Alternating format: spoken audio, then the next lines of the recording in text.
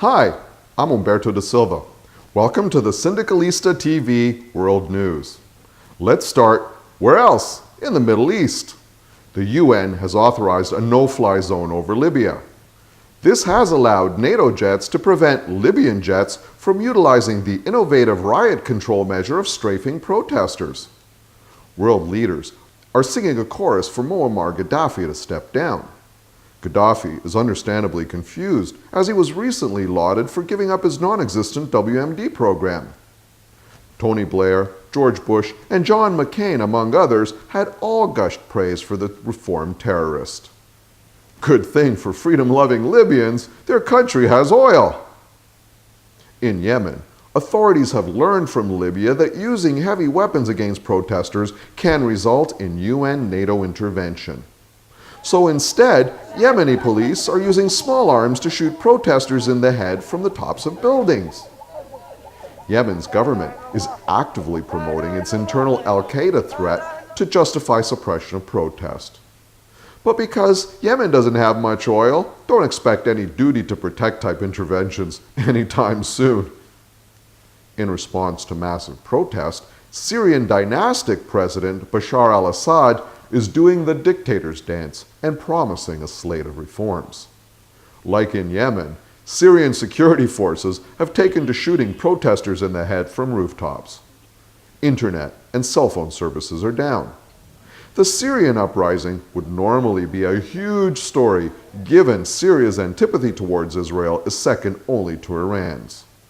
But the Western media can only focus on one Arab country at a time, and Syria doesn't have much oil either.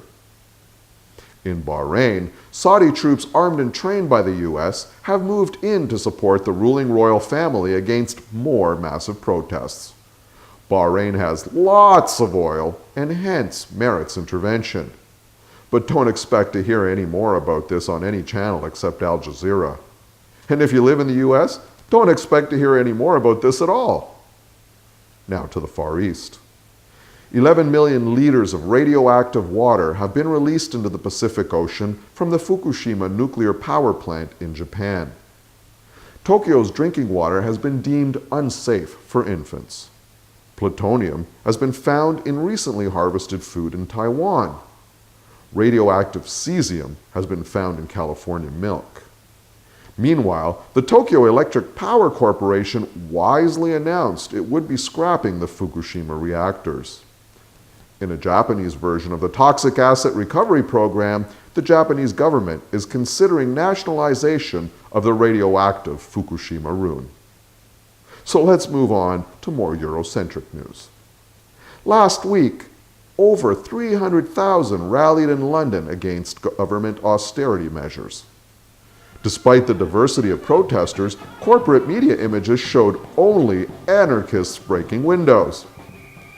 In a tribute to Egyptian protesters, students protesting huge tuition hikes sacked the headquarters of the ruling Tory party. Although massive, last weekend's London protests were one-off weekend events. It appears the lessons of Egypt have yet to sink in the West. It's not the action you are holding, it's the business you are holding up. The London protests fail to interfere with business as usual, as would be required to effect change.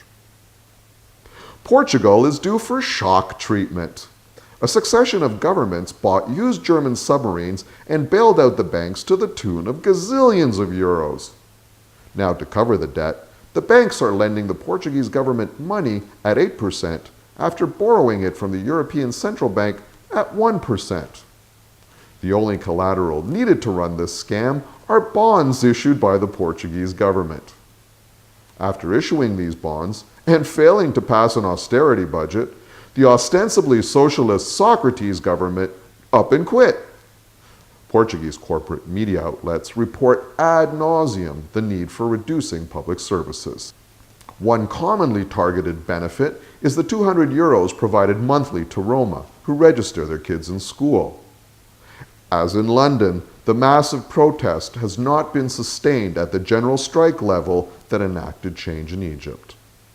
Meanwhile, back in our hemisphere, in Puerto Rico in the past 4 months, over 10,000 students have been forced to quit university due to massive tuition increases. The neoliberal attack on public education is being subtly played out in the colony's main university, which has been transformed into a military camp reminiscent of Kent State. Riot police and agents provocateurs have been acting with impunity against protesting students. Oh, in case anyone has silly notions of taking legal action over these tactics, the right-wing government has decertified the island's Bar Association, silencing the entire legal community in one stroke. Public education is also under attack in Honduras. The neoliberal dictatorship elected after the coup d'etat has set the stage for the privatization of the education system. The government is firing thousands of education workers and outlawing their unions. Tens of thousands are marching in protest, but these protesters will not get their Al Jazeera moment. More independent journalists are killed in Honduras than anywhere else in the world. Without cameras rolling, the repression has been free-flowing. In response to the brutality, the Obama administration has increased aid to efforts by Honduran law enforcement. For its part, the Harper government is responding by fast-tracking a free trade agreement with the Honduran regime. So finally, let's bring it back home. Toronto Transit Commission workers have been deprived of the right to legally strike. The Ontario Provincial Legislature did the deed on behalf of Toronto's millionaire mayor, Rob Ford. The legislation came after a sustained corporate media attack against TTC workers. These workers had this fundamental human right stripped, although they had struck for an average of less than 16 hours per year since the TTC was established. TTC unions report that moments after they lost their right to strike, the TTC ceased giving a rat's ass about their employees' grievances or health and safety concerns. So that's your Global Week. I'm Humberto da Silva for Sindicalista TV, reminding you, rise up now or shut up forever.